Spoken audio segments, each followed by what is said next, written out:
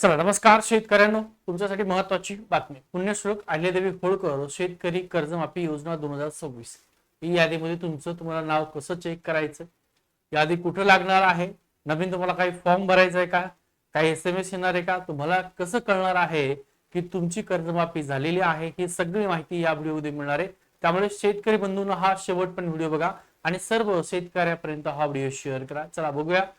पाहिले जर असेल तर कर्जमाफीची यादीत नाव कसं तुमचं तपासायचे, थेट लाभ कसा मिळवायचा, शेतकऱ्यासाठी संपूर्ण माहिती या व्हिडिओमध्ये मिळणार आहे. नंबर 1, गेल्या 12 वर्षातील तिसरी सर्वात मोठी कर्जमाफी. एकंदरीत किती कर्जमाफी झालेल्या आहेत तर पाहिलं असेल तर बघा, 2014 ला फडणवीस सरकारच्या काळामध्ये कर्जमाफी झाली. त्यानंतर 2019 ला महाविकास आघाडी उद्धव ठाकरे सरकार यांच्या काळात कर्जमाफी झाली आणि त्याच्यानंतर आता 2026 पुण्यश्लोक अहिल्यादेवी होळकर योजना फडणवीस सरकारच्या काळामध्ये टोटल 56 लाख पात्र शेतकरी आहेत आणि 36,500 कोटी रुपये एकूण त्या ठिकाणी बजेट आहे. आता अंमलबजावणी संस्था कोणकोणत्या आहेत तर जिल्हा मध्यवर्ती सहकारी बँका, राष्ट्रीयकृत बँका आणि प्राथमिक कृषी पतपुरवठा संस्था एवढ्याच सगळ्यांचं कर्ज माफ होणार आहे. आता बघा, योजनेचे प्रमुख 3 मुख्य लाभ प्रकार आहे. तुम्ही त्या ठिकाणी कुठल्या गटात येता हे तुम्हाला माहिती आहे, हरकत नाही. कुठला आहे, संपूर्ण कर्जमाफी होणार आहे. कोणाची 2 लाखापर्यंतची थकीत जे आहे त्यांची कर्जमाफी होणार आहे. त्यानंतर OTS म्हणजे काय, 2 लाखापेक्षा अधिक कर्ज असणारे जे कुठले शेतकरी आहेत त्यांना वरची रक्कम भरायची म्हणजे OTS. प्रोत्साहनपर लाभ, नियमित कर्जफेड करणारे जे कुठले शेतकरी आहेत त्या शेतकऱ्यांना प्रोत्साहनपर अनुदान दिलं जाणार आहे. आता योजनेची अंमलबजावणी आणि लाभाची वेळ कधी, अंमलबजावणी कधी आहे तर पाहिलं असेल 5 जुलै नंतर. योजनेची अंमलबजावणी आणि प्रक्रिया सुरू होणार आहे 5 जुलैच्या नंतर. जुलैचा दुसरा आठवडा प्रत्यक्ष लाभ मिळण्यास सुरुवात होईल. शेतकऱ्यांच्या बँक खात्यात रक्कम जमा होण्याची शक्यता आहे. कधीपर्यंत, जुलैचा दुसरा आठवडा. आता पात्र लाभार्थी यादी, लाभार्थी यादी आहे शेतकऱ्याला पाहायची ती यादी. तो कुठं तुम्हाला पाहता येणार आहे, कुणाकडे जायची आवश्यकता नाही. बघा, नंबर 1 तुमचं ग्रामपंचायत कार्यालय. या ठिकाणी सुद्धा तुमची शेतकरी कर्जमाफीची जे शेतकरी पात्र आहेत अपात्र आहेत ती यादी लागणार आहे. त्यानंतर तलाठी सज्जा, तलाठी कार्यालय जे सज्जा तिथं सुद्धा लागणार आहे. बँक आणि सहकारी संस्था तिथं पण तुम्हाला यादी मिळणार आहे.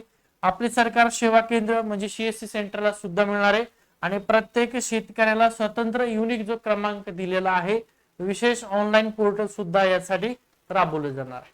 आता SMS येणारे तुम्हाला कर्जमाफी यादीमध्ये नाव आहे का, बघा तुमचं नाव कर्जमाफी यादी समाविष्ट आहे. अशा प्रकारे तुम्हाला जो तुमचा मोबाईल नंबर आधार लिंक आहे त्या मोबाईलवर असा SMS येणार आहे. पात्र शेतकऱ्यांच्या त्यांच्या नोंदणीकृत मोबाईल क्रमांकावर SMS येणारे तुमचं नाव कर्जमाफी यादीमध्ये समाविष्ट आहे अशा प्रकारे. त्यामुळे घाबरायची आवश्यकता नाहीये. बघा, कुणाला यादीत नाव नसेल तर घाबरायची आवश्यकता नाही.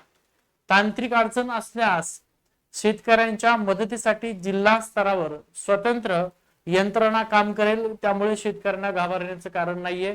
अनेकाला SMS आला, तुम्हाला आला नाहीये असं आवश्यकता नाही, कारण त्यांनी स्वतंत्र प्रत्येक काय केलेलं आहे, जिल्हा स्तरावर स्वतंत्र यंत्रणा त्यासाठी राबवलेली आहे. आता इकडे तुम्हाला फुली दिसते, कशाची फुली आहे तर ही फुली यासाठी आहे की कर्जमाफीसाठी शेतकऱ्यांना स्वतःहून कुठलाही छापील असेल किंवा ऑनलाईन असेल अर्ज भरण्याची अजिबात गरज नाही. इकडे काय दिलंय, महाआयटी जे आहे या महाआयटीच्या माध्यमातूनच पूर्णपणे डिजिटल स्वरूपात मध्ये बँकाकडून डेटा थेट घेतला जात आहे. त्यामुळे तुम्हाला कुठल्याही प्रकारे नवीन अर्ज भरायची आवश्यकता नाही. अत्यंत महत्वाची सूचना, कुठल्याही अर्ज करण्याची गरज नाही. कोणी म्हणत असेल तरीही भरू नका. ओके. आता अंतिम टप्पा सगळ्यात महत्वाचा आहे. हे जर नाही केलं तर कर्जमाफी मिळणार नाही. आधार प्रमाणीकरण करणं अनिवार्य आहे. कसं करायचंय तर बघा, थेट बँक डेटाबेस, त्याच्यानंतर आधार प्रमाणीकरण आणि मग काय आहे, थेट बँक खात्यात तुमची कर्जमाफी असणार आहे.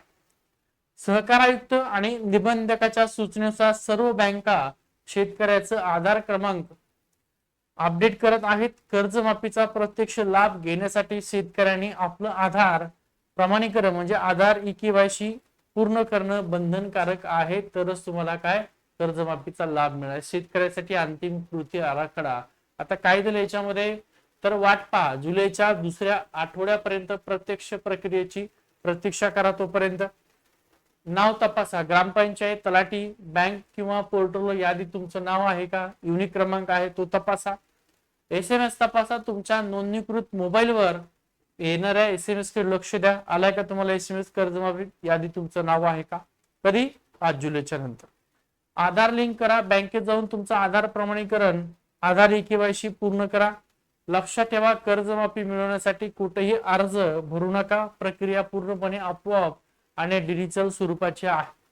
सर्व शेतकऱ्यांपर्यंत हा व्हिडिओ शेअर करा. 5 जुलैच्या नंतर ही प्रक्रिया पूर्ण चालू होणार आहे. व्हिडिओ आवडला असेल तर व्हिडिओ लाईक करा, शेअर करा, सबस्क्राईब करायला त्या ठिकाणी विसरू नका. ठीक आहे, बघा ही संपूर्ण माहिती तुम्हाला या संदर्भामध्ये थोडक्यात दिलेली आहे. सर्व शेतकऱ्यांपर्यंत हा व्हिडिओ शेअर करा.